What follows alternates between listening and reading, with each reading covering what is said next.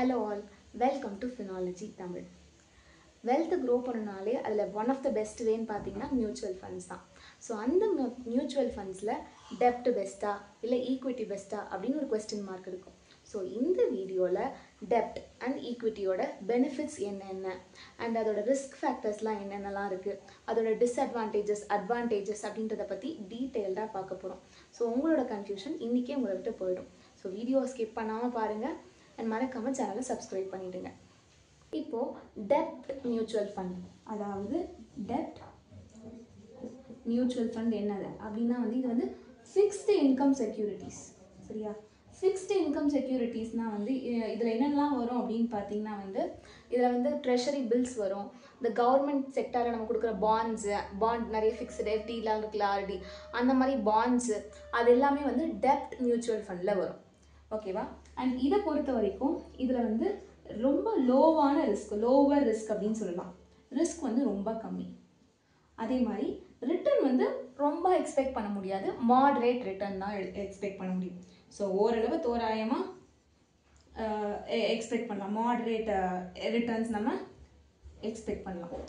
அது மட்டும் இல்லாமல் இது கன்சர்வேட்டிவ் இன்வெஸ்டர்ஸ்னால் யாருன்னு பார்த்தீங்கன்னா நம்ம கொஞ்சம் கூட லாஸ் ஆகக்கூடாது, ரொம்ப சேஃபாக கொஞ்சமாக எனக்கு ரிட்டர்ன் சொன்னாலும் போதும், பட் சேஃபாக இருந்தால் மட்டும் போதும்னு சொல்லுவாங்கள்ல, அவங்க தான் கன்சர்வேட்டிவ் இன்வெஸ்டர்ஸ் சொல்லுவாங்க. ஸோ அந்த மாதிரி கன்சர்வேட்டிவ் இன்வெஸ்டர்ஸ்க்கான இதுதான் டெப்ட் mutual fund, conservative investors.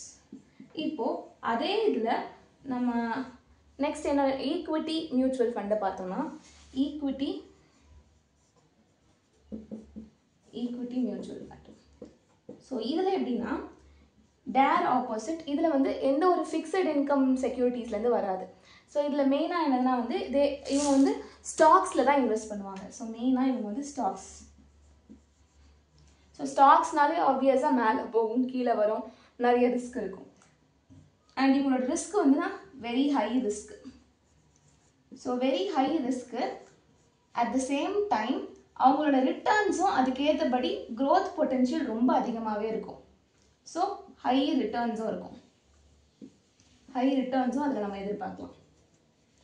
And mainly இது யாரெல்லாம் இந்த ஈக்விட்டி மியூச்சுவல் ஃபண்டில் இன்வால்வ் ஆவாங்க அப்படின்னு பார்த்தீங்கன்னா அக்ரெசிவ் இன்வெஸ்டர்ஸ், அதுக்கப்புறம் யாரெல்லாம் ரொம்ப க்ரோத் ஃபோக்கஸ்டாக இருக்காங்க. அக்ரெசிவ் இன்வெஸ்டர்ஸ்னால் ரொம்ப அதிக பணத்தை குறைஞ்ச நேரத்தில் அதிக லாபத்தை ஈட்டணும்னு நினைப்பாங்கல்ல, அவங்க தான் aggressive investors. So aggressive investors இதில் இன்வெஸ்ட் பண்ணுவாங்க. அதை தவிர்த்து க்ரோத் ஓரியன்டாக இருப்பாங்கல்ல, நம்ம சீக்கிரமாக செட்டில் ஆகணும், சீக்கிரமாக ஃபினான்ஷியல் ஃப்ரீடம் அடையணும் அப்படின்னு சொல்லிட்டு. ஸோ அந்த மாதிரி க்ரோத் ஃபோக்கஸ்டாக இருக்கிறவங்க இந்த மாதிரி ரிஸ்க் எடுப்பாங்க. ரிஸ்க் எடுத்தால் தானே கண்டிப்பாக நமக்கு அந்த ஒரு ஈல்டு கிடைக்கும். ஸோ இதுதான் ஈக்விட்டி மியூச்சுவல் ஃபண்ட், இது டெப்ட் மியூச்சுவல் ஃபண்ட். ஸோ முதல்ல இதுக்கான பேசிக் டேர்ம்ஸை நம்ம தெரிஞ்சுக்கணும். அப்பார்ட் ஃப்ரம் இந்த டிஃப்ரென்ஸ்லாம் விட ஒரு சில கூட அடிஷ்னல் டிஃப்ரென்ஸ் அப்படின்னு நம்ம பார்த்தோம்னா டைம் பீரியட் அப்படின்னு பார்த்தீங்கன்னா டெப்ட் ஃபண்டில் ரொம்ப ஷார்ட் டேர்ம் தான்.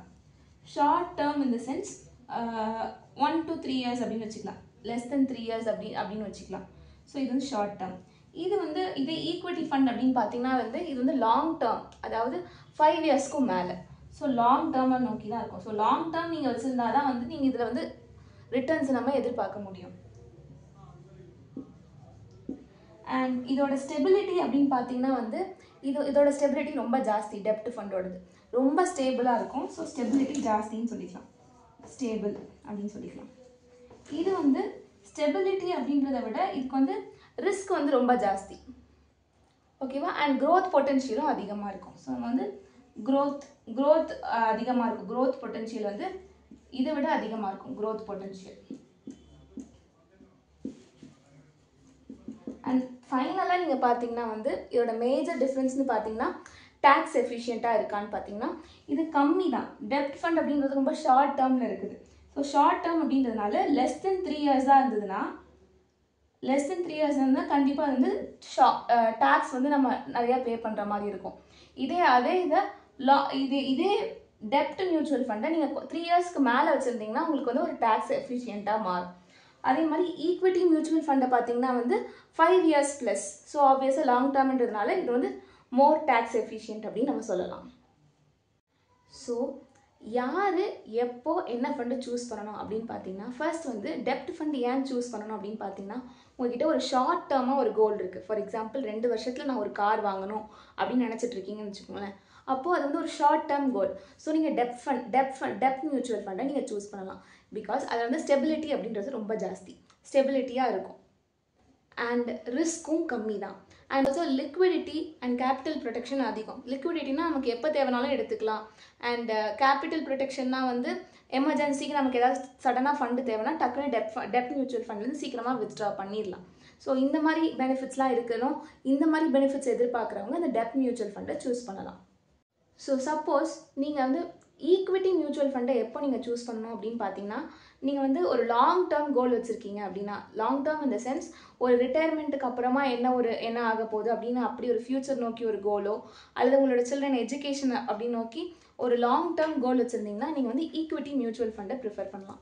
ஸோ இதோட பீரியட் வந்து நம்ம எப்பவுமே க்ரோ ஆகிறதுக்கு நிறைய டைம் கொடுக்கணும். ஸோ மோர் தென் 5 years நம்ம கொடுக்கணும். அண்ட் இதில் மெயினாக நீங்கள் வந்து மார்க்கெட்டோட வாலட்டாலிட்டியை நீங்கள் வந்து வித் ஹோல்டு பண்ணணும். டக்குன்னு மார்க்கெட் இப்படி ஆகுதுன்னு சொல்லிட்டு நீங்கள் வந்து பேனிக் ஆகி எதையும் செல் பண்ணாமல் வித் ஸ்டாண்ட் ஆனாலே போதும். ஈக்விட்டி மியூச்சுவல் ஃபண்ட் நல்ல ஒரு வெல்த் க்ரோவை கொடுக்கும். ஸ்மார்ட்டாக மியூச்சுவல் ஃபண்டில் எப்படி இன்வெஸ்ட் பண்ணுறது அப்படின்னு பார்த்தீங்கன்னா, நம்பர் 1 டைவர்சிஃபைடாக இருக்கணும். டைவர்சிஃபைடு இந்த சென்ஸ் எல்லாருக்குமே only short term only long term கோல்ஸாக இருக்காது, ரெண்டுமே மிக்ஸ்டாக தான் இருக்கும். ஸோ அப்போது அதுக்கேற்றபடி உங்களுக்கு ஷார்ட் டேர்ம் கோல்ஸ் நிறையா இருந்ததுன்னா அப்போது டெப்ட் ஃபண்ட் கொஞ்சம் நிறையாவும் ஈக்விட்டி ஃபண்ட் கொஞ்சம் கம்மியாகவும் நீங்கள் போட்டுக்கலாம். ஸோ ரிஸ்க் எடுக்கிறது தப்பு கிடையாது.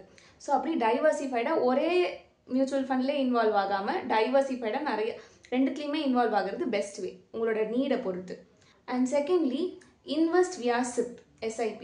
ஸோ ஒரு சிஸ்டமேட்டிக் இன்வெஸ்ட்மெண்ட் பிளான் அப்படின்றபடி நீங்கள் மந்த் நீங்கள் இன்வெஸ்ட் பண்ணிட்டு இருந்தீங்கன்னா மார்க்கெட்டோட ரிஸ்க்லேருந்து நம்ம தப்பிக்கலாம். ரூபி ஆவரேஜ் ஆகிடும்.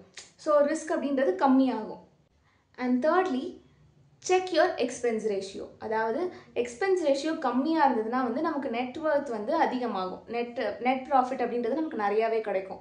ஸோ நீங்கள் எந்த ஒரு மியூச்சுவல் ஃபண்டில் இன்வெஸ்ட் பண்ணுறதுக்கு முன்னாடியும் செலக்ட் பண்ணுறதுக்கு முன்னாடியும் அதோட எக்ஸ்பென்ஸ் ரேஷியோ கம்மியாக இருக்கா அதிகமாக இருக்கான்றதை செக் பண்ணிவிட்டு கம்மியாக இருக்கிறத ப்ரிஃபர் பண்ணுறது நல்லது.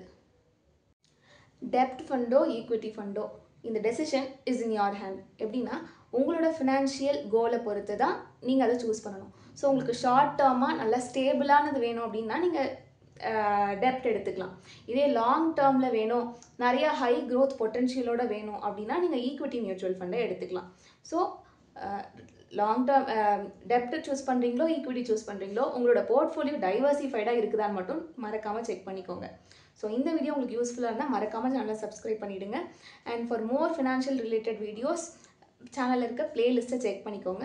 அண்ட் தேங்க்ஸ் ஃபார் வாட்சிங்.